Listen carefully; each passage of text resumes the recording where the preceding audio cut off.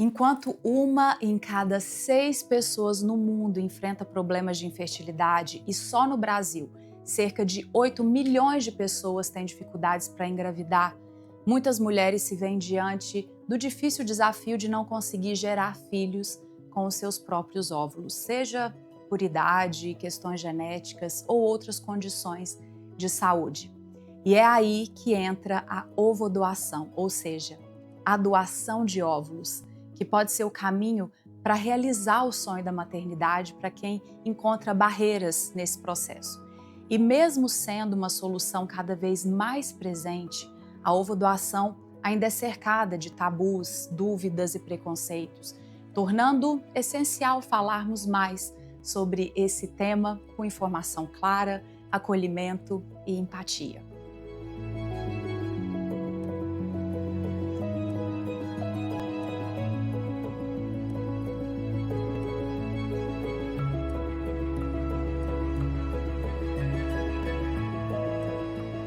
Pessoal, estamos aqui na minha casa gravando mais um episódio do podcast Basta Sentir Maternidade, com o apoio dos nossos parceiros Clínica Originari e Mãe Vitaminas. E hoje, para falar sobre esse tema, ovodoação, eu recebo a Luciana Correia, mais conhecida como Luli, que é ativista, é mãe por ovodoação e fundadora do projeto Laços da Fertilidade, que transforma sua própria experiência em apoio e informação para outras mulheres. E ao lado dela, a doutora Flávia Torelli, que é médica ginecologista, especialista em reprodução humana, com doutorado em ginecologia pela Unicamp, integrante do corpo clínico do Hospital da Mulher da Unicamp e coordenadora do programa de ovodoação da Clínica Originari.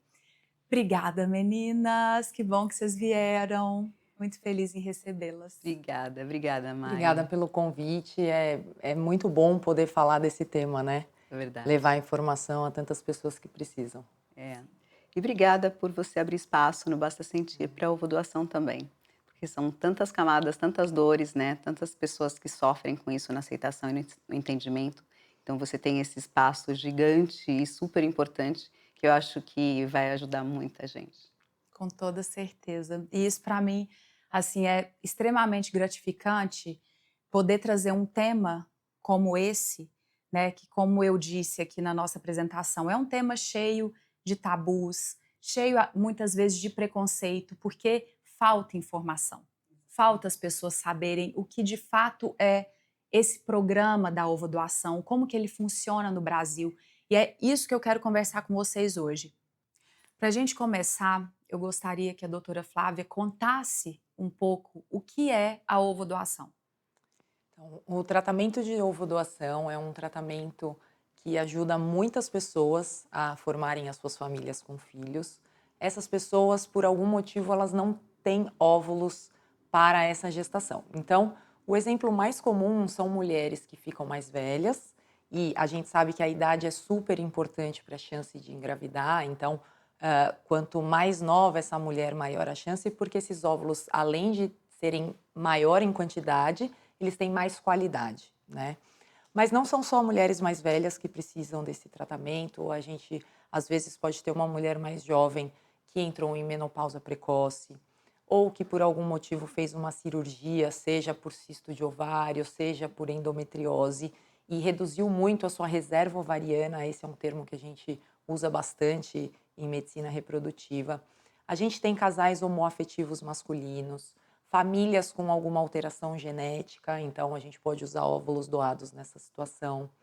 Mulheres que passaram por um tratamento de câncer e tiveram os seus ovários, né, os óvulos reduzidos de forma importante por causa da quimioterapia. Então são muitos os cenários em que a ovodoação entra como tratamento para essas pessoas poderem gestar e ter os seus filhos. Engraçado, porque eu me considero uma pessoa que busca toda a informação e que lê muito e que vai atrás. Você acredita que eu não sabia da ovodoação? Isso é uma coisa que eu estava conversando com a Luli. A aceitação, né, ela passa pelo conhecimento, muitas vezes, e eu, quando eu converso com as pacientes, eu digo, olha, talvez isso não encaixe na sua família, talvez isso não seja uma coisa que, em princípio, você ache uma ótima ideia. Mas você tem que saber que existe. Você tem que saber quais são as possibilidades para você recusar com consciência. Com toda Ou, de certeza. repente, começar a pensar que isso é uma boa opção. Porque talvez hoje não seja, mas lá na frente pode ser que seja. E você tendo conhecimento, talvez não sirva para você, mas você pode falar para alguém que se beneficie disso. Então, divulgar a informação é muito, muito importante. E é muito bom a gente falar sobre isso, porque eu tenho um histórico de muitas tentativas em congelar óvulos, né? Então eu fiquei durante 2 anos tentando, durante vários estímulos, congelar meus óvulos, para dali, quando eu consegui, fazer os embriões, e assim que eu fiquei sabendo que todos aqueles embriões, eles não Não eram teriam a viáveis? possibilidade de acontecerem como uma transferência, é que me foi dada essa opção. Só que eu não sabia disso. Então, por isso que eu falo que é um assunto que eu fiz questão de trazer para o nosso podcast, para esse encontro, porque muita gente não sabe, muitas mulheres não sabem, muitas famílias, e é o que exatamente você falou, é você abrir esse leque de opções para que a mulher entenda, ou para que a pessoa, o casal entenda todas as possibilidades, né, que tem de passar por isso, de ter um filho, e escolha, né? Se não der por esse caminho, o que você acha desse outro Ter caminho? opção, ter possibilidades. E foi isso que aconteceu comigo. Então, quando eu me vi diante esse cenário de talvez os seus óvulos, né, você já é uma mulher que vai fazer 40 anos, porque até então eu já estava com 30, eu estava com 39 e prestes a fazer 40, a gente não conseguindo essa reserva tão boa, com essa qualidade que precisaria, e o doutor João me deu essa opção. Ele falou: olha, nós temos um outro caminho, qualquer coisa você pensa nesse caminho também, que é o caminho da ovodoação. Eu falei: como assim? E aí, antes de eu te fazer essa pergunta, Luli, que eu já quero entrar também numa Não, eu conversa com quero ver o você. seu sentimento quando você ouviu É. isso. Não, isso foi muito bom. Ter escutado isso foi muito bom, porque não zera a sua esperança, sabe? Quando você sai de uma sala, né, de um consultório, e que você escuta do seu médico: olha, infelizmente, os seus 9 embriões, esquece, eles precisaram ser descartados. E assim, você fala: opa, então, o que eu faço agora? Eu não vou ser mãe?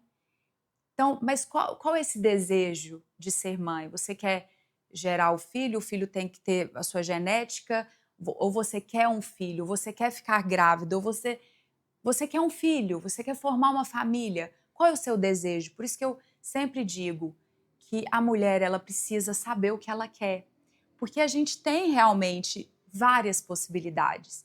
Então, quando ele me falou isso, eu falei: calma, eu não vou abrir por enquanto essa caixinha, porque eu vou fazer mais uma tentativa de congelar e da gente fazer. Mas ficou na minha cabeça, não, eu fiquei mais tranquila, sabe? Isso me deu uma tranquilidade, que meu coração estava apertado naquele momento. E, e quando a gente fala dessa ovodoação, no Brasil, é diferente de quando você faz o processo lá fora, né? Como é que funciona hoje? Eu sei que a Originário tem um programa super legal de ovodoação, até porque ele me foi apresentado quando eu precisei entender também como ele funcionava. Me explica como que funciona esse programa aqui no Brasil, qual é a diferença dele quando a mulher faz lá fora? Então, depende, na verdade, do lugar que vai ser feito. Então, se a gente for pensar, tem países na Europa, por exemplo, que nem é permitido, tá? Por quê? Por causa de questões sociais, religiosas, tentando controlar um pouco melhor o processo. Nos Estados Unidos, por exemplo, depende do estado em que a pessoa está, porque lá as regulamentações são mais fragmentadas. E aqui no Brasil, a gente segue uma regulamentação do Conselho Federal de Medicina e também uma regulamentação da vigilância sanitária quanto aos exames que tem que ser feito, o controle de segurança de transmissão de doença. E pela regra do Conselho Federal de Medicina, a doação ela tem que ser anônima. Então, doadoras e receptoras não podem se conhecer, exceto se for parente de até 4º grau. Então, por exemplo, uma irmã pode fazer a doação de óvulos para outra irmã, desde que se encaixe nas regras, que faça todos os exames. E um ponto fundamental desse processo é que a doação ela não pode ser remunerada, não pode ter um caráter comercial, porque justamente a gente faz uma doação. Mas nesse cenário, o que é permitido? Então, é permitido que doadora e receptora compartilhem o material genético, então os óvulos, mas também compartilhem os custos do tratamento. Então, isso facilita muito para algumas pessoas. Você falou que não sabia que tinha a possibilidade de receber óvulos, isso acontece com muitas mulheres, mas também tem muitas mulheres que não sabem da possibilidade de doar os seus óvulos, né? Então, às vezes a gente tem mulheres que por algum outro motivo precisam de tratamento, por exemplo, às vezes é um fator masculino, uma alteração no espermatozoide do parceiro. Se essa mulher se encaixar dentro das regras de idade, de reserva ovariana e fizer todos os exames, ela pode doar uma parte dos seus óvulos desse tratamento para receber uma ajuda no custo.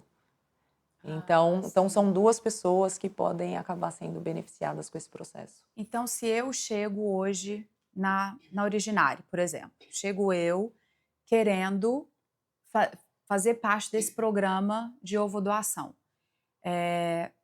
mas como receptora, não tenho óvulos para doar, já tenho 40 anos, porque tem uma idade, né? Tem. Pela regra do Conselho Federal de Medicina, são 37 anos. Até 37 anos eu posso ser doadora? Pode, mas existem algumas clínicas que fazem as suas próprias regras. Então, pra gente, na Originária, 35 anos. 35 anos, desde que você esteja, né, com seu organismo... Isso, que tenha todos os exames com resultado adequado, igual como a Anvisa pede, que você tenha uma boa reserva ovariana, porque também pode ser uma mulher mais jovem, mas se não tiver uma boa reserva, a gente não consegue fazer um tratamento para ter uma quantidade de óvulos suficiente para dividir entre doadora e receptora. Então, precisa passar por alguns critérios para a gente poder seguir com o tratamento. Entendi. E aí chego eu e quero participar desse programa de ovodoação. O que eu preciso fazer? Como receptora? Como receptora. Então, nós vamos fazer uma entrevista com você, a gente vai ver quais são, normalmente, características físicas, né? Cor de olho, cor de cabelo, se é mais alta, se é mais baixa. Nós vamos perguntar o que você gostaria, quais são as suas dúvidas para a gente desmistificar algumas coisas que podem ter nesse processo. E aí, com essas informações, tipo de sangue, normalmente da mulher e do parceiro, nós vamos buscar uma doadora compatível, normalmente compatível por essas características físicas e tipo de sangue. Quando a gente encontra um perfil que nós consideramos compatível, a gente apresenta para você, você vai ter acesso a uma ficha dessas características, né? Como a doação é anônima, você não pode saber quem é a doadora, por exemplo, mas você vai ter acesso a essas características descritas e junto com o seu parceiro você vai decidir se esse perfil se enquadra para o que vocês gostariam, para a família de vocês. Sim. Uma vez esse processo, essas características definidas, vocês aceitaram o perfil da doadora, a gente parte para a fertilização, que normalmente é com o espermatozoide do parceiro, né? Vai formar os embriões e depois prepara o útero dessa mulher que vai receber para fazer a transferência. Sim, muito legal. Luli, agora eu quero Chegou a minha vez. muito que você conte um pouquinho da sua história, que é uma história tão maravilhosa. Conta pra gente. Obrigada. Então vamos lá. Eu era mulher, né, eu fui a mulher executiva que eu não queria ser mãe, tá. Então a Ah, é? maternidade não fazia parte dos meus planos. Então eu comecei a trabalhar muito cedo, com 13 anos, e cheguei a casar. Namorei muitos anos, casei, com 6 meses separei, eu falei: "Não, meu mundo é o corporativo". Então eu fui, fiz o que eu queria, eu falei: "Não, o meu é o mercado corporativo, vou ser executiva, super tia, nasci para ser tia", e era isso. E eu me vi nesse mundo. E realmente naquela época, eu digo, assim, quando eu comecei o tratamento que eu descobri a infertilidade foi 2014, tá. E naquela época, se eu tivesse escolhido a maternidade, muito provavelmente eu acredito que teria atrapalhado alguma coisa, até pelo mercado, pela parte social como era, né, hoje não tanto. Mas eu tinha decidido isso e eu estava mega feliz, né. E super tia, meus sobrinhos saíam comigo, tinha dias de tia. E aí eu conheci o meu marido atual, ele morava nos Estados Unidos e nós fizemos uma reunião, né, eu era a diretora da empresa e a gente fez uma reunião. E a gente começou a se engraçar, só que eu falei: "Ah, vai ser mais um", já estava solteira, assim, há 8 anos, né. E eu falei: "Bom, ele mora aqui, eu não tenho sonho americano nem nada, ok". E a gente começou a sair e ficou aquela coisa, eu falei: "Cara, acho que é isso". E aí ele falou: "Alguém tem que ceder". Ou eu vir para cá, para o Brasil, ou você ir para os Estados Unidos, porque não dá para a gente continuar assim. E aí eu cedi, né, eu falei: "Vamos arriscar, o máximo que vai acontecer é eu voltar melhor do que eu fui".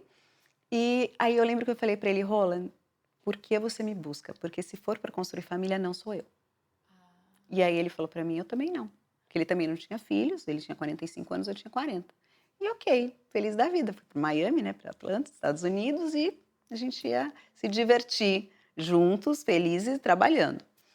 Com 1 ano mais ou menos, aí a gente noivou, casou, foi tudo muito rápido, assim, em 1 ano a gente estava deitado, assim, ele falou: "Linda, por que a gente não tem um filho com seu nariz e o meu pé?", assim, brincando. E aí eu não estava falando inglês ainda, eu tinha acabado de largar tudo, né, Isso você tinha aqui, quantos anos? 41 anos e 8 meses. Aí eu falei: "Por que não?". E quando eu falei: "Por que não?", eu já olhei a casa com criança. É muito louco isso. E aí quando a gente fez isso lá em Atlanta, que é onde eu estava, nós fizemos todos os exames, e aí eu lembro até hoje, assim, que o médico falou: "Luciana, você não, Roland, você está perfeito, né, maravilhoso, tá, você não tem problema nenhum. Luciana, embora você não pareça, você já tem 42 anos, mas a sua reserva está muito baixa. Ela está praticamente nula e você tem que ir para egg donor, que é a doação de óvulos". Só que eu nunca tinha ouvido falar nisso. E eu falei: "Como assim?". E aí tudo que ele me falava, assim, eu me segurava para ser forte, eu só lembro das lágrimas correndo, e meu marido pegou na minha mão e falou: "Eu não tô com você por causa disso, né, mas vamos ouvir". E aí eu não queria dar o braço a torcer e tal, e o médico falou assim para mim: "Não vai ter sua genética, não vai ter seu sangue, não vai ser seu filho por DNA". Ele só falou não, não, não, não, e aquilo foi porque, assim, minha família é muito grande, minha mãe teve 2 vezes gêmeos, meus pais paraibanos sempre têm aquela coisa de sangue, de falar, né, dessa importância, então eu sempre tive isso, né, da árvore genealógica, né. E aí quando ele falou tudo aquilo para mim, a primeira coisa que veio no meu coração foi: "Como que eu vou falar para as pessoas?". Como que o que que vai acontecer? Como que eu vou gerar um filho que não vai ser meu, né, porque a primeira reação que a gente tem é: "Não tem genética, não vai ser seu". E aí eu falei: "Não". Aí o médico falou assim: "Eu vou deixar vocês 10 minutos conversando e quando eu voltar você precisa decidir, porque é rápido". E minha reserva naquela época estava 0,03 com 41 anos e 8 meses. 40 é. E aí eu lembro que eu peguei, falando com o Roland, eu falei: "Eu não estou preparada, eu não entendi nada do que ele falou". Eu falei: "Não é possível, porque se eu tenho 0,03, eu tenho alguma coisa, eu só preciso de um óvulo", né. Eu falei: "Não consigo, eu não consigo tomar essa decisão agora". Aí quando o médico chegou eu falei: "Olha, doutor, desculpa, eu não consigo, não entendo, tem que ter alguma outra opção, né". Aí ele falou: "Tem, você pode, ir para coito programado e inseminação artificial". E eu fui. Se eu tivesse 1/3 da informação que eu tenho hoje, eu jamais teria feito isso. Eu teria ido direto para uma FIV que, se eu tivesse alguma chance, talvez ali acontecesse alguma coisa. Já era muito baixo. Mas eu fiquei por 8 meses, mais ou menos, fazendo coito programado e inseminação. Então, assim, a reserva foi zero, né. E aí um dia, eu pedi para o Roland não contar para ninguém, né. Eu falei: "Eu não quero que você conte", porque a partir desse momento eu comecei a me sentir uma pessoa muito fraca, uma pessoa muito inferior. Eu comecei a questionar tudo que as pessoas acham de mim, que eu sou, feliz, que eu sou ajudava as pessoas, que era uma pessoa alegre e tal, não sei o quê. Eu comecei a questionar que eu não era nada disso, porque a coisa mais importante que esperam de uma mulher é gestar uma criança, né, um filho. E eu nem aquilo eu conseguia. Então aquilo eu comecei a me jogar num buraco que era muito ruim. Aí eu falei: "Eu não quero que você conte pra ninguém, porque senão as pessoas vão achar que eu realmente não valho nada". E ele ficou com isso, ele falou: "Não, mas eu acho que a gente tem que tentar. Se você topar, a gente vai tentar". E a gente foi tentando. E aí eu lembro que ele conversando com uma prima, a prima falou: "Ai, Luli, faz o seguinte, por que que vocês não têm um filho? Olha, é tão legal ver vocês na praia se divertindo, dançando. Imagina se tem uma criança assim parecida com vocês". E essas cobranças, assim, começaram a me machucar muito, porque eu não queria contar pra ninguém que eu estava passando por aquilo, nem pra minha família, nem pra amigos, nem pra amiga, ninguém, estava entre eu e ele. E por outro lado, eu me sentia muito pressionada de não saber o que fazer. E aí ele pegou e falou pra mim, essa prima, o Rolando falou assim: "Ai, acho que a gente vai tentar, mas a gente tem um probleminha por causa da idade, a gente acho que vai precisar da medicina". E essa prima me deu um cartão, falou: "Ó, espera aí, pega esse cartão". E ela tinha gêmeos, ela tem, né, gêmeas, hoje na época ela tinha a idade das meninas, né, sei lá, tinha 4 anos, as meninas têm 7. E ela falou: "Lu, você mora em São Paulo. Quando você for em São Paulo, vai nesse médico aqui. Olha as minhas filhas, né". E aí quando eu olhei, ela falou assim: "O que que você acha deles?" Eu falei: "A cara do Richard, é a sua cara". "Como assim, o que que eu acho?" Ela falou: "Então vai lá", porque com 30 anos eu tinha um problema de menopausa precoce, e eu não tinha óvulos e eu tive que usar óvulos doados. Foi assim que chegou a história pra mim, do nada. Então acho que isso me responde muita coisa do que eu faço hoje, falando sem as pessoas E não era perguntarem. uma coisa que ela dividia também, assim, para Ela todos? falava com as pessoas, se alguém perguntar, ela falava porque ela teve um problema, ela teve um diagnóstico muito cedo, né, Uhum. e ela lidou muito bem com aquilo, né, ela não tinha, teve essa opção e ela fez. Só que eu nunca falei pra ninguém, nem pra ela naquele momento eu falei que eu estava passando por isso, eu falei: Ah, "Ah, tá bom", e sim. guardei, porque eu não queria dividir. E aí eu falei: "Olha, Rolando, eu quero no carnaval, eu quero ir para o Brasil, eu tô com saudade de ir para o camarote, não sei o quê". Ele falou: "Carnaval?". Eu falei: "Ah, eu tô com saudade da família, tal, não sei o quê", e fui para o médico. E eu cheguei e falei pra ele, eu falei: "Olha, eu preciso só de uma opinião. Eu tô com todos os exames feitos já, eu não quero fazer exame nenhum, só quero uma opinião". E aí quando ele analisou tudo, ele falou: "Olha, tá certo, o diagnóstico tá certo. A sua chance é muito maior, né, de ir com óvulos doados do que com óvulos próprios. Não que você não possa tentar, e não que vai dar errado, porque a medicina é assim, a gente não pode falar 100% que vai dar certo, nem que cem É, por cento vai dar errado, que ele já como viu". tudo na vida. Exato, e ele viu tantas histórias, assim, malucas, que ele falava que as pessoas falam: "Não vai dar certo", e de repente acontece. E ele falou: "Eu não posso dizer isso, mas, tá certo". E aí eu falei: "Tá bom, mas eu quero tentar com os meus óvulos". Aí ele olhou pra minha cara e falou, eu estava com, assim, abaixo, já estava com 0,01, alguma coisa assim. Ele falou: "Olha, eu preciso ser sincera com você, as chances são mínimas, você pode falar depois que eu tô querendo ganhar dinheiro, né, E com isso porque você só perderia tempo, né? eu só perderia tempo". E é assim, hoje é um problema isso, porque eu já sabia que isso era um problema e que era um problema meu, né, então eu tinha que trabalhar a minha cabeça comigo. Então, eu vinha para o Brasil e falava para minha família que eu tinha reunião de negócios, e aí quando eu fazia qualquer procedimento eu voltava e estava com dor de cabeça. E aí em 5 Nossa, dias eu voltava. Então eu fiquei sem contar para ninguém, nem para os meus irmãos, nem para minha mãe, nem para ninguém, eu nem acho que para isso é o amigos. pior, assim, né? Você passar por essa É, jornada toda tão de uma solitária. forma, Sozinho. né, É, tão solitária mesmo. é. Mas eram muitos medos, assim, e em 2014, 2015, 16, não se falavam assim, né. Com Então, assim, eu certeza. tinha muito medo, eu tinha mais medo do que ia acontecer com os filhos que eu tivesse, de alguém ter alguma reação contra eles, era isso que eu tinha muito medo. E aí eu lembro que eu peguei, vim, e aí ele falou assim: "Então tá bom, vamos tentar". Aí eu lembro que a gente estava conversando, e aí eu falei assim: "Doutor, eu não posso ter um filho assim sem tentar com meus óvulos, mesmo que as chances sejam baixas. Mas eu preciso Porque se eu tentar. meu medo era assim, se essa e eu falei isso pra ele: "Se essa criança um dia nasce, ela tem uma reação diferente minha, da minha família, da minha educação, eu vou me cobrar muito, né, então eu tô pagando a minha paz. Eu tô pagando e eu sei que é uma tentativa, porque eu pedi pra Deus: "Deus, essa tem que ser a resposta", eu não ia ficar tentando. Muitas pessoas fazem isso, tentam, tentam, tentam, sabendo e as chances vão caindo, né. E eu não queria perder esse tempo, mas eu queria ter essa uma chance. E aí, quando eu tentei, eu tive 2 folículos, né, não deu nada, nem conseguiu fertilizar, e para mim foi a resposta. E aí ele me direcionou para a pessoa que cuidava de ovo-doação, e falou: "Olha, agora você conversa com ela, ela vai te explicar tudo, né, os formulários, como que você vai escolher a doadora, aquela coisa toda".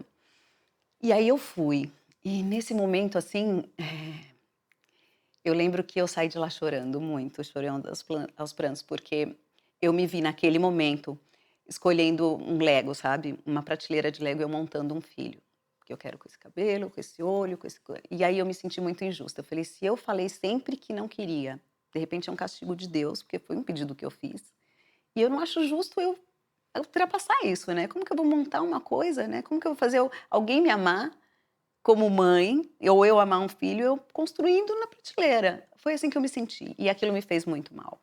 Então eu fui embora, eu falei: "Ó, não quero mais falar, eu quero esquecer isso, não é pra mim". E liguei para o Rolando e falei: "Rô, não consigo, não é pra mim". E aí ele falou: "Linda, eu vou respeitar, mas eu acho que você tem que pensar, porque existe a epigenética. A epigenética é uma parte da ciência que garante que os embriões vão adquirir característica do ambiente que ele está sendo criado, que é o meu útero". E só que para mim aquilo era muito distante, né, até a gente conseguir entender tudo. Para mim era muito maior o monstro que eu construí do que hoje vendo o que ele efetivamente é.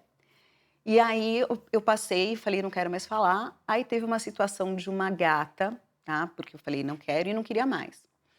E aí eu estava em Miami, o Rolando viajou, e a gente abriu 31 de outubro, assim, a gente abriu a garagem, tinha uma gatinha só a mãe pode falar isso, feia que dói. E aí ela tinha orelha cortada, não tinha as cores que eu, sabe, se eu fosse comprar ou adotar, não seria aquela. E ela ficou rondando minha casa, o condomínio inteiro alimentava aquela gata e ela parava na minha porta. Eu nunca tive gato. Aí o Rolando chegou de viagem e falou: "Linda, vamos adotar? Você está passando por esse, a gente está passando por isso. Eu vou trabalhar, você fica aqui sozinha, pensando em um monte de coisa. Vamos adotar e você fica com alguém, né, para você cuidar, fazer alguma coisa". Eu falei: "De jeito nenhum. Eu estou em tratamento". E aí eu penso assim, o psicológico, né, eu falei que eu não queria mais, e como que eu falei que eu não ia pegar gato porque eu estava em tratamento, né. E aí eu falei: "Não, porque eu tenho medo, é arisco, pode dar doença", né, aquela falta de informação geral, assim. Aí ele falou: "Tá bom", essa gata ficou um mês na porta, né. Eu falei, chegou um dia que eu falei: "Olha, se eu abrir a porta e ela estiver lá, eu vou abrir a porta para ver o que que ela vai fazer. E aí a gente vê se eu", mas ela tem que ir para o veterinário. Eu abri a porta, Mari, essa gata pulava, assim, nas almofadas todas, e assim, com uma espoleta. E eu fiquei sentada no chão, e aí eu num puff, assim, ela veio ali e ela começou, eu tenho essa foto, assim, ela começou sabe, me acarinhar, assim. Eu falei: "Roland, ela tá agradecida". E eu fui me apegando. E nesse tempo que ela estava fora, eu punha comidinha, aí estava frio, eu punha cobertor. E aí deixei, levei para o veterinário e passou a ser nossa, né, foi a Moca. Passaram 4 meses mais ou menos, ela estava com alguma coisa que ela estava precisando tomar um antibiótico. E ela ficou muito molinha, eu deixei ela no sofá, e eu fiquei sentada, o Rolando foi trabalhar, eu fiquei velando ela. E fiquei lá um tempão, aí de repente eu peguei e me vi e coloquei o dedo no nariz dela, para ver se ela estava respirando. E nesse momento, Mari, me veio uma coisa assim, só minha mãe e minhas irmãs que faziam isso para ver se minhas sobrinhas, quando estavam doentes, fazendo alguma coisa, né. E aí eu tive uma crise de choro, eu abraçava essa gata e eu agradeci tanto a Deus, porque eu entendi que naquele momento, Deus colocou essa gata na minha vida para mostrar que o amor, ele é construído, não é o DNA. E aí eu me apaixonei tanto por ela, assim, e eu falei: "Deus, obrigada por ter me mostrado um amor de uma maneira que eu nunca imaginei. Se eu tivesse que comprar ou adotar, não seria ela. Eu não sabia de onde ela veio, como ela foi alimentada, as dificuldades que ela passou, as cores que ela tinha, nada". E aí passou, me tirou um peso, assim, que você não pode imaginar. E aí o Rolando chegou e eu falei: "Vida, amanhã eu vou ligar para o médico e vou voltar ao tratamento". Ele falou: "Não, linda, você não é obrigada, você quer conversar?". E eu falei para ele: "Não, tá tudo certo, de verdade, assim", mas com o coração tão mais aberto, Mari.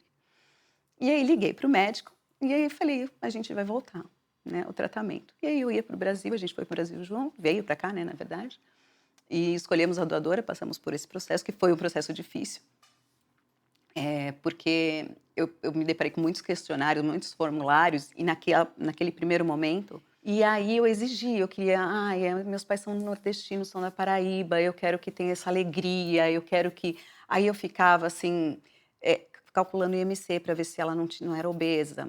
Eu ficava tentando ler a carta que tinha lá escrito para ver se essa pessoa se fazia entender. E aí, de repente, eu falava, ai, que coisa, né? E aí eu escolhi uma doadora, ela me deu 11 óvulos, eu tive doação compartilhada, como a Flávia falou, e eu tive 4 embriões. E aí eu falei, bom, quando a gente diz sim para ovodoação, a gente imagina que a gente está grávida. Então eu já me via grávida. E aí na primeira transferência eu já tive uma falha de implantação com 2 embriões. E isso para mim foi muito difícil, porque eu entendia que tinha que dar certo, sabe, na primeira, e não deu. Aí aquilo já me deixou... Você colocou 2 embriões. 2 embriões. Eu decidi transferir cada vez 2 embriões para garantir um, né. Eu sou gêmea e eu não pensava em gêmeos, nada disso, eu simplesmente queria ter um filho. E como eu morava nos Estados Unidos, eu também queria aproveitar, não dava para ficar indo e voltando, então esses foram os motivos das escolhas. Aí E aí restaram depois 2. restaram 2, os últimos que eu tinha da doadora. E aí eu fiz a transferência, fiz um monte de exame e tal, estava tudo certo. Eu falei, bom, então agora está tudo certo, eu vou fazer o exame, vou fazer a transferência. Fizemos a transferência, aí eu engravidei. Aí eu engravidei, quem me falou da gravidez foi a Moca. De uma maneira totalmente diferente, rodando assim na minha barriga, tal, não sei o que, eu fiz o exame, deu positivo, tal. E aí com 8 a 9 semanas eu tive um aborto. Você tinha colocado 1? 2 também. Você já tinha colocado... Os 2. Eu usei, cada vez eu queria colocar 2. E aí, quando eu transferi esses 2 que eu tive esse aborto, para mim foi a pior coisa do mundo, porque assim, tem 2 lados, né, um foi a pior coisa do mundo e o outro foi bom, porque foi a primeira vez que eu tinha engravidado na vida. Eu nunca tinha sentido isso, nem visto nada. E o ruim foi porque eu vi, né, tudo que aconteceu e eu ter visto também foi bom, porque eu acreditei que eu gerei, né, que eu estava gestando um bebê. era possível. E que era possível. Só que foi uma dor tão grande, porque ali eu vi que acabou tudo, né, aí você começa a pensar psicologicamente, emocionalmente, financeiramente, Sim. as pessoas não sabiam, meus irmãos, minha mãe não sabia. Então, para mim, estava muito pesado, né, e eu pesava o Roland também. E aí eu falei, Rô, acabou. Aí ele falou, não, vamos conversar. Eu falei, não, acabou, eu não vou, não é para mim. E eu já tinha tomado muito medicamento, o corpo mudando muito, eu sempre fui, né, super saudável, tal. Eu falei, não dá. Aí um dia a gente foi sair para jantar, ele respeitou super, falei com o médico também, todo mundo respeitou a minha decisão e eu falava que eu não queria ser mãe, tá tudo bem. E aí um dia a gente saiu para jantar e a gente foi fazer um brinde, aí ele falou assim, ele levantou a taça e falou assim, antes da gente brindar, você vai ter que me ouvir. Ele falou para mim. Eu falei, ai, Rolando, ele falou, linda, eu quero que você me ouça, porque eu acho que a gente tem que tentar mais uma vez. Eu falei, Rô, você tá falando isso porque, primeiro, que é o seu material genético. Eu falei, segundo, que não é você que tá passando por isso. E tá pesado demais para mim. Aí ele falou, linda, nem que seja uma vez, porque se você engravidou, é sinal de que você consegue. A gente não pode mais falar que você não consegue, que a gente achava que não conseguia. Então, vamos tentar mais uma vez. Eu falei, Roland, e financeiro? Aí você pensa uma série de coisas. E aí eu coloquei algumas condições. Eu falei, olha, tem uma condição. A condição é que vai ser a última vez. E essa última vez mesmo, nem que eu tenha 300 embriões de diamantes, é a última. Deu certo ou errado, parei aí. E eu me conheço, eu sei que eu faria isso. E aí, quando a gente foi fazer, aí eu decidi que sim, tal, ele falou, mas eu tenho uma condição também. Eu falei, tá bom. Aí ele falou, primeiro que você vai ter que contar para sua família, porque eu não vou com você para o Brasil, eu não quero que você volte aqui, e eu acho que você precisa ter alguém do seu lado, eu acho que isso vai te ajudar. Então, essa é a primeira condição. E a segunda condição é que você vai ficar lá 30 dias até passar tudo. Se deu certo ou se deu errado, e aí a gente respeita o que você está falando. Eu falei, tá bom. Acordo fechado, brindamos, e aí a gente veio para o Brasil, escolhemos uma nova doadora. Essa nova doadora me deu 15 óvulos. Dos 15 óvulos eu tive 6 embriões. E aí eu lembro que no dia da transferência, eu lembro que eu falei, a gente pede muitas coisas para Deus nesse momento, né? E eu falei, Deus, se for da sua vontade que eu seja mãe, a única coisa que eu quero é ser mãe. Tem um detalhe importante também antes disso, quando eu escolhi essa doadora. Quando eu escolhi essa doadora, eu escolhi, assim, praticamente é o que Deus me deu. não quero escolher muitas coisas. Eu só queria que ela fosse baixinha, sabe, para não Mas não destoar. era a mesma Não era, não doadora? podia ser a Ah, mesma, não pode porque ser. nesse caso, poderia ser que fosse problema da doadora. Então aí ele não quis repetir. A minha primeira doadora tinha 31 anos, e a segunda tinha 24. E aí escolhemos essa nova, tal, sem muitas exigências, sabe, sem nada. E aí eu percebi também que quando você, por exemplo, quando eu ficava medindo, se tem o IMC e tal, eu falava: "Mas isso é questão de qualidade de vida, isso é questão de oportunidade, se eu der hoje fast food para as minhas filhas, elas vão ser obesas". E aí, de entendimento, de inteligência, eu falei: "Quantas pessoas não têm, né, oportunidade", não que não seja, né, alguma coisa. Então eu tirei muitas camadas, assim, de mim e foi muito mais leve essa escolha. E aí no dia da transferência eu falei: "Deus, se for da sua vontade que eu seja mãe, eu só quero ser mãe. Não me importa como venha, assim, de nada, assim, eu só gostaria e se for da sua vontade, é minha última tentativa, eu não vou tentar de novo. E se não for pedir muito, assim, eu sou muito família, eu não queria ter um filho só, se eu morrer que eu tô velha, me dá 2 filhos, né, porque nos Estados Unidos você não tem família, não tem nada, para não ter um filho sozinho, né. E se der certo, eu me comprometo em ajudar as pessoas para que elas não sofram tudo isso que eu sofri, assim, de falta de informação, de solidão, de se esconder mesmo, sabe, de ter vergonha. E e Deus me deu em dobro, ele me deu tudo que eu pedi. Então esse é um dos motivos que eu faço esse trabalho, que foi como um propósito, uma missão mesmo, né, eu coloquei no meu coração que eu não podia morrer com tudo isso que eu vivi sem dividir com as pessoas. E aí com 7 semanas, no D7, eu descobri que eu estava grávida, super grávida, e no D20 que eu estava grávida de gêmeos. Ai, que Aí legal. vieram meus laços de fita, por isso que chama Laços da Fertilidade. Que demais. Elas estão com quantos anos? 7 anos. 7 anos. E assim, hoje,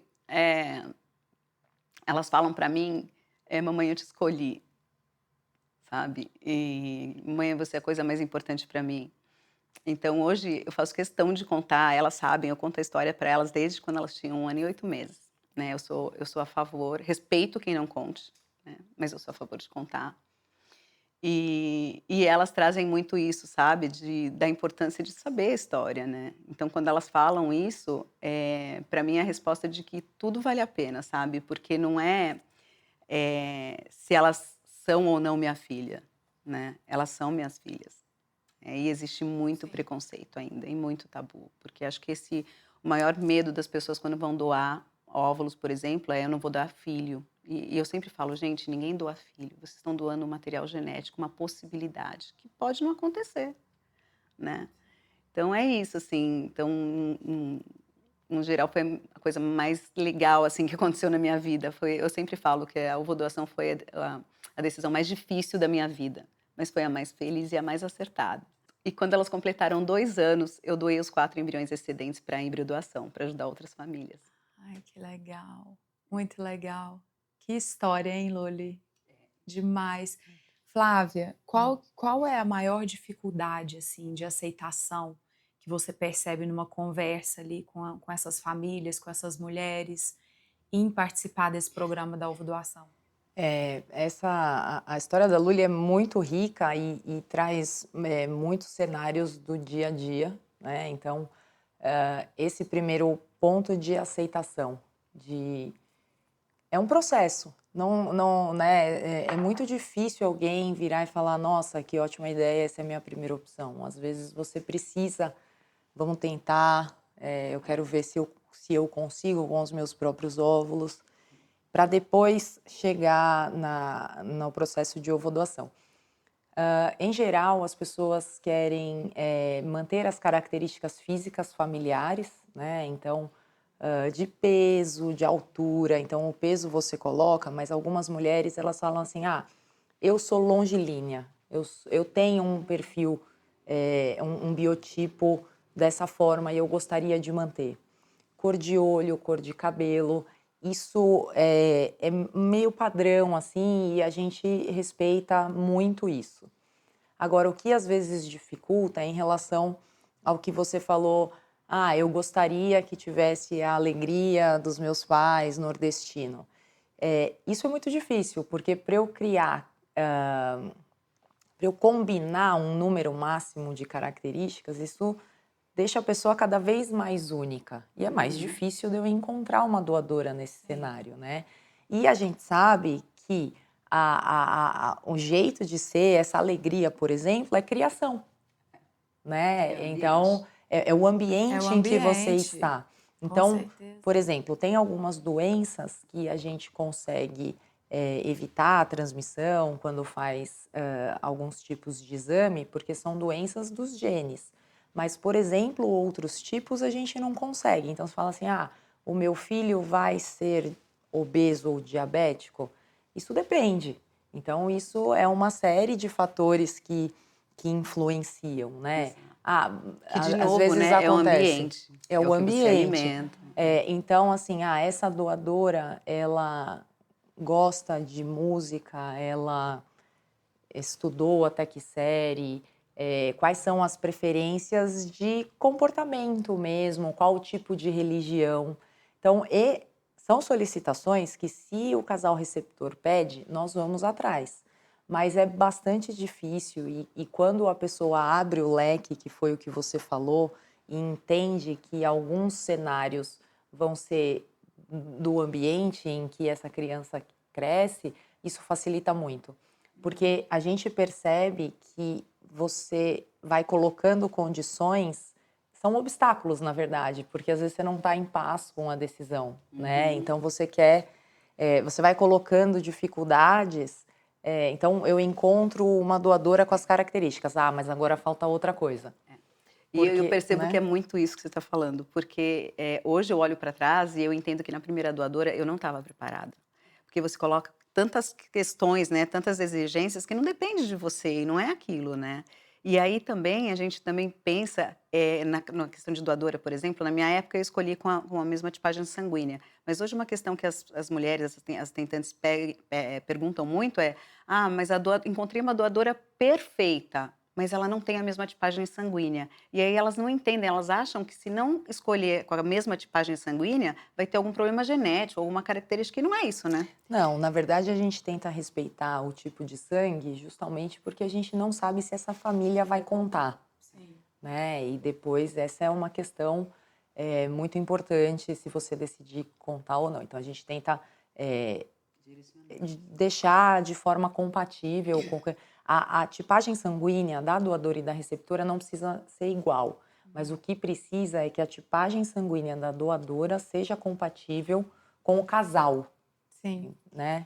Engraçado que há algumas semanas eu tenho a comunidade, né, do Basta Sentir Maternidade, a rede de apoio, foi até lá que eu conheci a Luli também, e todo o trabalho que ela faz. E eu estava numa conversa ali no privado, quando muitas mandam conversa ali para mim, dúvida, e a gente abre as questões ali juntas. E essa moça me perguntou, ela falou assim, você vai... Eu acho que ela, ela não entrou em contato com o que estava acontecendo ali no momento, mas depois eu entendi que era uma dor dela tão grande que ela não conseguia perceber o movimento que eu estava fazendo. Porque desde o início eu decidi dividir com as pessoas, né? E colocar ali em pratos limpos para todo mundo acompanhar a minha jornada, para quem fizesse sentido ali acompanhar. E sempre contei todo o meu processo, o que estava acontecendo, praticamente em tempo real, e dividindo isso com as pessoas. E foi a melhor coisa que eu fiz, porque, assim como a Luli, esse também se tornou o meu propósito, né? A partir do momento que você entende a quantidade de gente que você consegue alcançar e ajudar, a sua vida passa a fazer mais sentido, né? E eu acho que esse é o grande propósito nosso aqui, para que essa vida faça sentido ser vivida, estarmos aqui. Enfim, e ela me perguntou se quando o meu filho nascer e quando ele tiver mais idade, se eu ia contar que eu fiz uma FIV. E eu falei, mas como não? Se já Já tá na está. rede social. É só O mundo vai entrar contar, no Instagram da É. mãe dele, entrar na plataforma, que já está aí. Aí eu perguntei para ela, eu falei, mas por que a pergunta?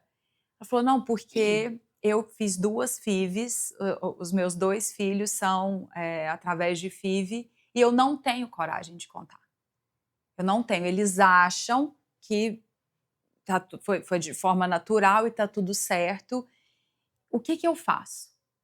Eu falei, então, eu acho que isso é uma decisão pessoal e se está te incomodando de alguma forma, você precisa olhar para isso, que não é legal a gente passar uma vida ou até um período dessa vida tentando digerir algo que a gente não consegue engolir, né? Que a gente não aceita. E quantas coisas podem acontecer, até mesmo as nossas doenças físicas, pela não aceitação de algo. Então, reprimir essa emoção e o seu corpo precisar colocar para fora aquela emoção, e aí vem essas doenças físicas. E o que é isso que você não consegue aceitar? E por quê? Se é uma coisa tão linda, se você quis tanto que acontecesse, que não foi. Quantas histórias a gente vê, ai, não queria, e de repente escapou, escapuliu, e agora, né, eu tenho filho, eu amo meu filho, ou então não, eu não consegui estar com ele. Quantas milhares de histórias a gente tem?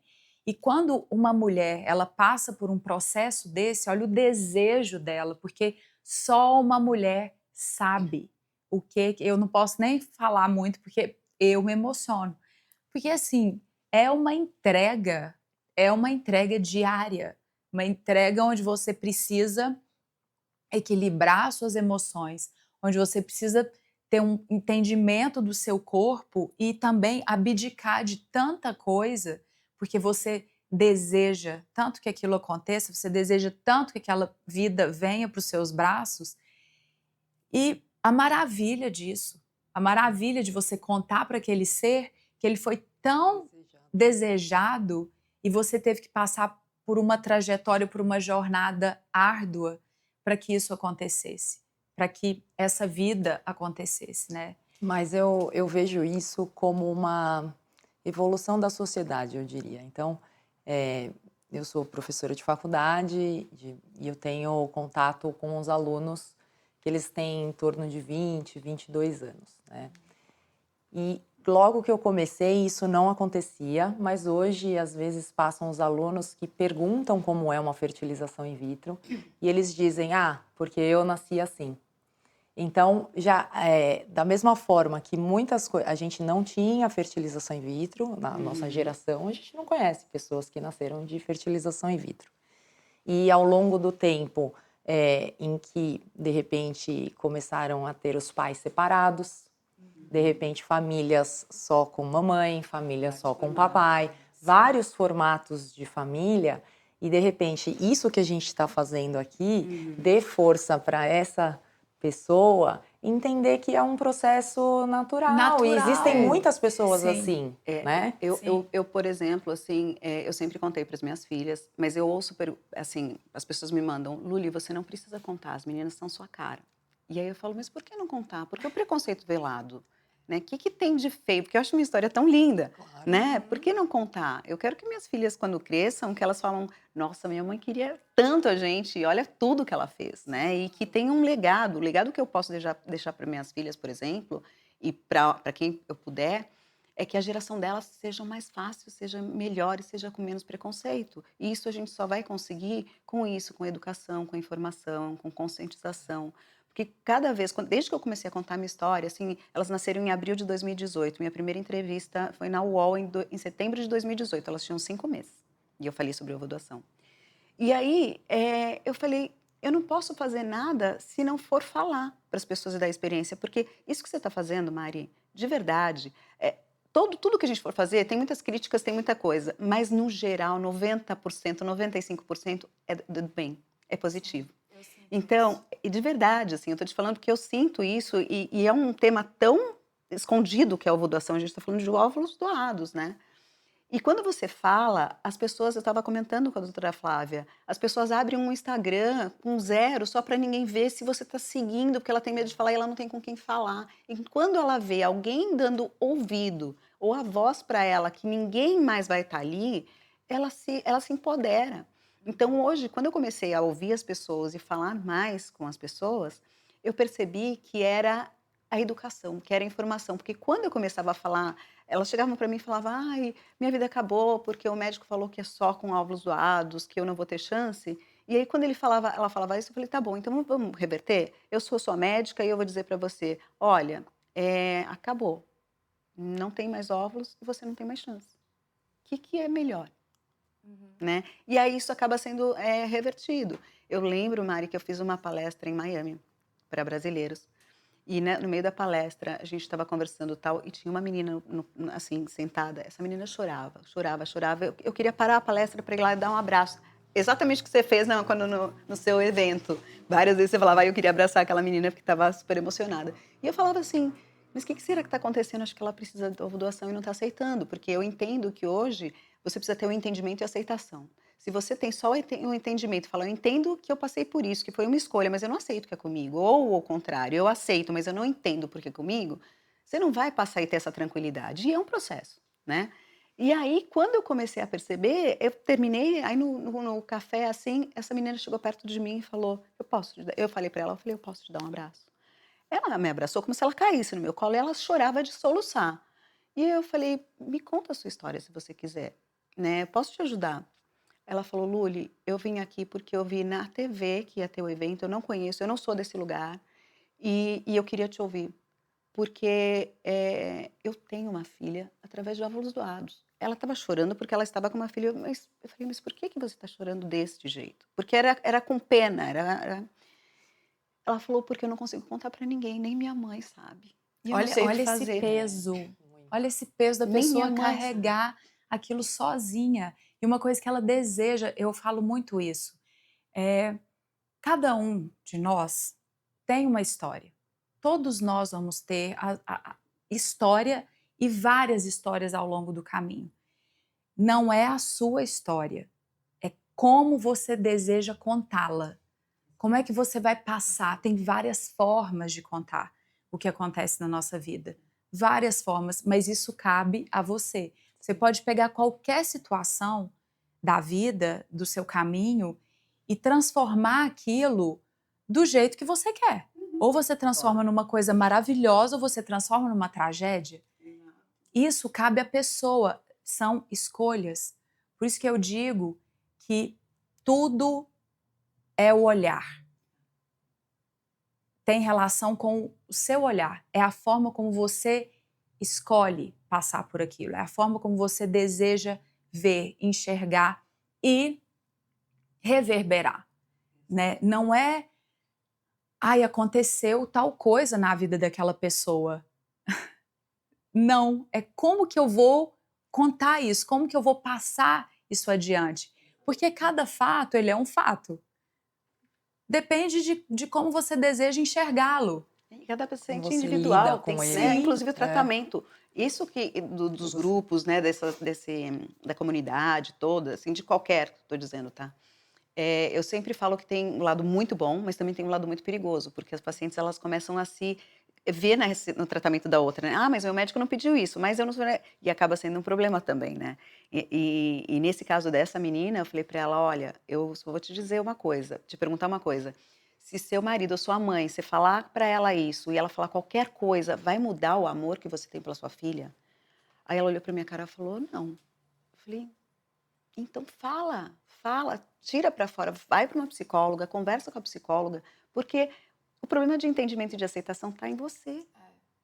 Não tá porque hoje, se alguém falar alguma coisa das minhas filhas, eu viro um leão. Ninguém vai falar E nada às das vezes a minhas gente filhas. constrói uma fantasia tão grande de como a pessoa vai receber aquela notícia e que na verdade é É nosso. nosso. Às vezes recebe bem. Não, quantas vezes a gente vai ter uma conversa, qualquer conversa que seja, ou no trabalho, ou ali com o seu parceiro, ou com seu filho, ou com sua mãe, e você idealiza uma Tem uma conversa. expectativa. E aí você cria aquela expectativa, aí você desenha vários caminhos.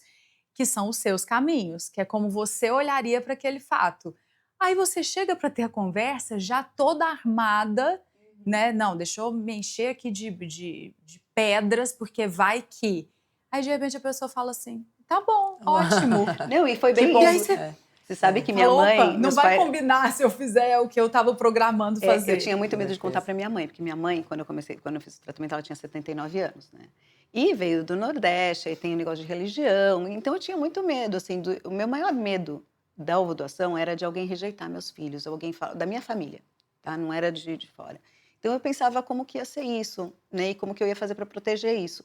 Quando eu falei para minha mãe foi a pessoa mais importante para mim. Eu tenho 7 irmãos e eu falei, o que eu preciso focar é na minha mãe, ela é a mais importante para mim. Eu sentei com ela, falei, mãe, ó, isso. Aí ela falou, Nana, por que você está me falando isso? Eu falei, mãe, porque eu preciso. Quando o Rolando me obrigou a falar, né? Eu falei, eu preciso falar. Aí ela falou, você não precisa.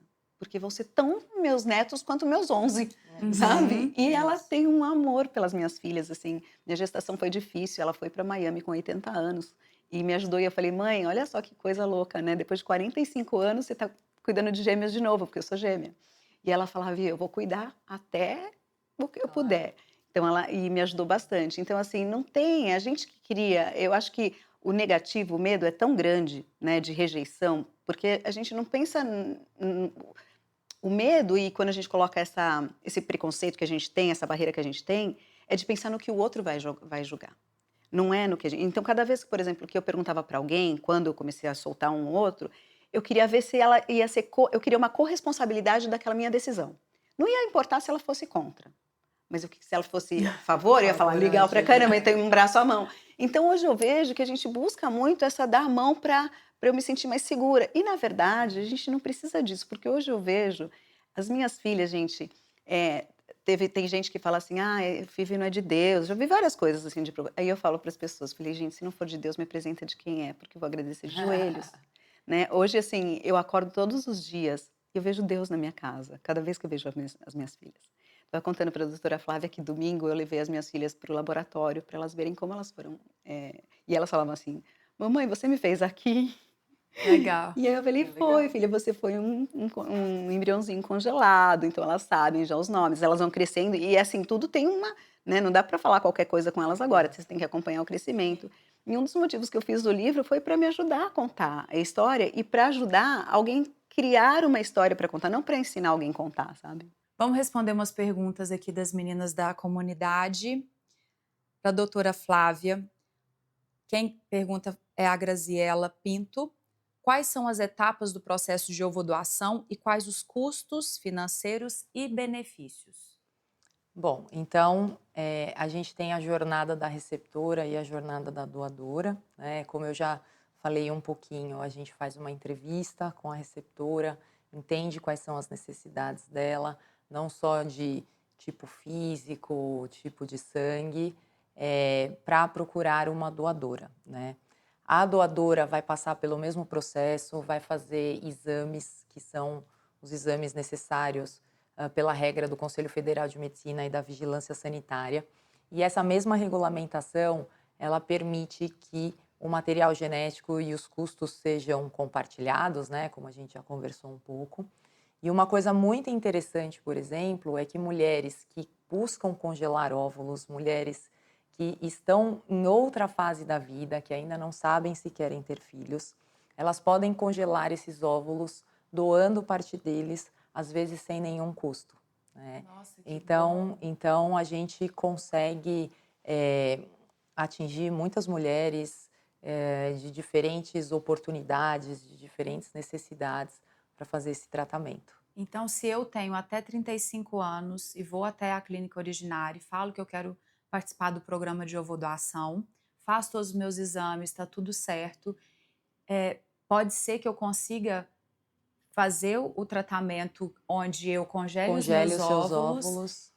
entregue algo, doe alguns para o projeto da ovodoação e Não tem custo. não tem custo? Não tem custo, porque a gente pode compartilhar os óvulos e os custos do tratamento. Então, Isso é muito bom. legal. E aí você congela a sua chance de engravidar para o futuro. E, E gente, ainda ajuda outra pessoa. Isso isso uma é família. maravilhoso, porque o que a gente tem você deve perceber isso, né, Lu, lá na comunidade do Basta Sentir Maternidade, de mulheres que não sabem dessa possibilidade e que têm a noção exata de quanto é caro, né, tem um custo elevado, um processo de congelamento de óvulos, de uma fertilização in vitro. Realmente são várias etapas e o custo, ele às vezes ele não é viável para todas, né. Então, isso é uma Isso é possibilidade Saber que a ótimo. gente disso é consegue maravilhoso. abrir Sim, mais opções para que E esse democratizar mais, desejo, né? claro, claro. esse sonho aconteça. Para os Porque dois lados. nós conseguimos ver muitas dores das pessoas que querem ter um filho e não conseguem. E o acesso a um bom serviço de saúde é uma barreira. A informação, que a gente já falou tanto sobre isso, acho que é a barreira mais importante. Você ter acesso a um bom diagnóstico, a um bom segmento, você se sentir acolhido, né, fazer parte de um grupo. Então, a comunidade do Basta Sentir é isso, para você se sentir integrado, né? Eu Fazer faço parte. parte, o ser humano é assim, a gente quer pertencer a alguma coisa. Então, a gente tenta superar todas essas barreiras para o máximo de pessoas possível ser atingido. Nossa, maravilhoso, parabéns. E é muito legal isso, porque a gente vê isso o tempo todo lá na rede de apoio. Mulheres, às vezes, até na maioria das vezes, dividindo as suas histórias e sem contar para ninguém da família, sem falar para uma amiga, e ali sentindo que você tem realmente pessoas onde você consegue confiar, você tem essa rede de apoio acontecendo que te abraça, que gera simpatia, né, porque tá todo mundo ali no mesmo barco, tá todo mundo querendo, caminhar junto, dar as mãos. Então, realmente faz uma diferença muito grande você falar e através dessa fala você se curar dessas dores internas e abrindo mais essa possibilidade da ovodoação e do congelamento compartilhado, Sim. né, de óvulos. Muito, muito bom. Luli, eh pergunta da Luana, do Basta Sentir Maternidade. Você sofreu algum preconceito por ser mãe por ovodoação?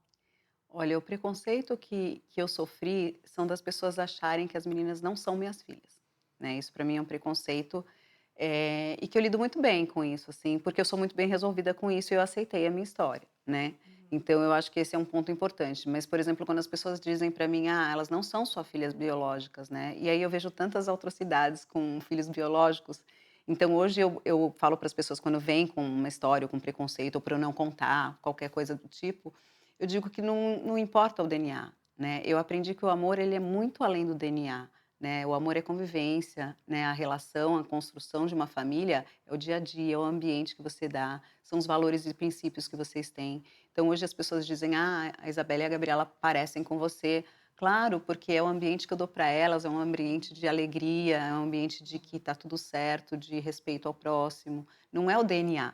Né, a gente quando vai fazer qualquer coisa, abrir uma conta em banco, ninguém pergunta qual o seu DNA, né, é o seu CPF, né, então assim, não é a gente precisa tirar esse estereótipo, quebrar esse paradigma de que o amor é o DNA é o que menos importa, dentro de uma família, em qualquer formato, independente do formato, familiar, né, às vezes você vê uma avó cuidando de filhos que perdeu o filho e cuidou do neto, né, e passa a ser mãe, né, e não é então, assim, eu acho que a gente tem que respeitar primeiro a decisão do outro, né, e viver o entendimento e a aceitação se é aquele momento que você precisa. Então eu acho que quando você está, é claro para você de que você quer ser mãe, quer gerar seu filho, a ovodoação é o melhor caminho, né. Hoje, assim, eu digo que ovodoação é vida e não existe preconceito, assim, o meu maior escudo contra qualquer preconceito e pergunta é a verdade, assim, é abrir o coração e falar para as pessoas para que elas possam, ir divulgando e falando, né, multiplicando, né. Eu sempre falo para as pessoas: "A única coisa que eu espero das pessoas é que elas possam multiplicar isso, seja um multiplicador", E porque falar desse como s assunto de forma de forma natural. natural e leve, porque, assim, se a gente for ver todo mundo que a gente encontra na rua, do lado dele vai ter uma pessoa passando por isso sozinho, né. Então, acho que é o máximo que assim, pelo menos o mínimo, né, que a gente pode fazer, juntas. E o Basta Sentir é um exemplo. No evento mesmo, tinham 4 pessoas falando de ovo doação, né? Então, assim, a gente vê que cada vez mais tem isso, existe o medo, mas o medo é a falta de informação e a gente precisa falar mais. Então, assim, super te agradeço, Mari, pelo Basta Sentir abrir essa possibilidade para as pessoas se sentirem acolhidas e poder falar, para quebrar esse sentimento e ajudar elas a furarem essa bolha, sabe? Então é E Luli, muito você já importante. está no 3º livro? Já escrevi o 3º. Ai, que Hoje eu legal. tenho a trilogia de doação de gametas, que foi o que eu precisei, né? Então, o primeiro foi sobre ovo doação, o segundo foi sobre a embriodoação, né? Que eu doei os 4 embriões excedentes, então eu conto a minha história no primeiro e no segundo. E o terceiro que eu acabei de lançar é sobre doação de sêmen. Então eu conto de maneira lúdica. Então eu escrevo o primeiro livro, depois eu dou para a ilustradora, ela faz a ilustração de acordo com a história, para a criança ler o desenho e o adulto ler. Muito legal, É, muito legal. Uma é bem forma legal. linda também de explicar, É. de introduzir o assunto E eu ali recebo para a de criança. de pacientes, né, que depois tiveram os filhos com ovo doação, elas mandam as crianças lendo e falando que elas são: "Ah, sou eu aqui e tal, não sei o quê". Aí eu fico super feliz, porque é a maneira que eu encontrei de ajudar, né, e de cumprir minha promessa com Deus, né, com meu chefe superior. E aí eu sou super realizada com esse trabalho que eu tô fazendo, assim, de ajudar tanta gente, sabe. Eu falei pra mim que se eu conseguisse ajudar uma pessoa, eu já estava, assim, muito feliz, né. E eu já vi que eu ajudei tantas pessoas com uma dor tão grande, né. A gente fala de FIV, quando eu comecei a falar, eu comecei a receber mensagem de primas. "Ah, o meu foi FIV". Eu falei: "Gente", de repente todo mundo que estava em volta de mim, eu falei: "Gente, o mundo está infértil", e eu não sabia, porque tem muita gente que fez e até hoje não fala que é a história que vocês falaram, né, de gente. Então, eu acho que é importante a gente fazer esse trabalho. E parabéns, Mari, pelo Basta Sentir, assim, eu quero muito continuar fazendo parte dele, porque é importante o trabalho que vocês também fazem, assim, de abrir, de trazer essas informações que os pacientes não sabem dos custos, porque a primeira coisa que as pessoas falam é caro. Então não E falem, só mas é isso só e isso e ponto, e vai Não vai matar o atrás. sonho, né. E aí uma coisa que eu penso muito, eu falo, na época da minha mãe, eu fico pensando quantas mulheres não morreram e enterraram o sonho junto de ter filhos, porque não tinha a possibilidade da ciência da medicina. E hoje a gente tem, né, então por que não usar, né? Obrigada, Isso. Luli. Obrigada, doutora Obrigada, Mari. Flávia. É um Obrigada prazer. por estarem aqui, por terem essa conversa e também se abrirem dessa forma. E você, Luli, parabéns. Vou deixar também no post da comunidade os seus livros, para quem quiser, com as Legal, informações de obrigada. onde encontrar também. E sucesso com o programa de Obrigada. ovo doação da Obrigada. Originari. Sucesso agora no seu retorno para os Estados Unidos.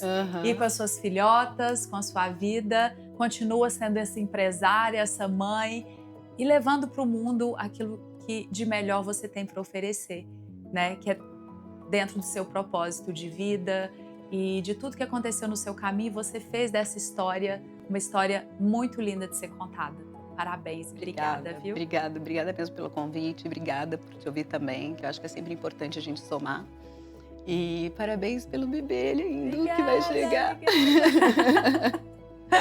É isso, assim, obrigada de verdade, acho que a gente vai ajudar muita gente ainda. E se você ainda não conhece a nossa comunidade Basta Sentir Maternidade, aproveite para se cadastrar e baixar o nosso aplicativo. Lá você encontra uma rede de apoio acolhedora e pode trocar experiências com outras mulheres que, assim como você, estão vivendo alguma fase da jornada da maternidade. Um beijo grande, muito obrigada por ter nos acompanhado e até a próxima.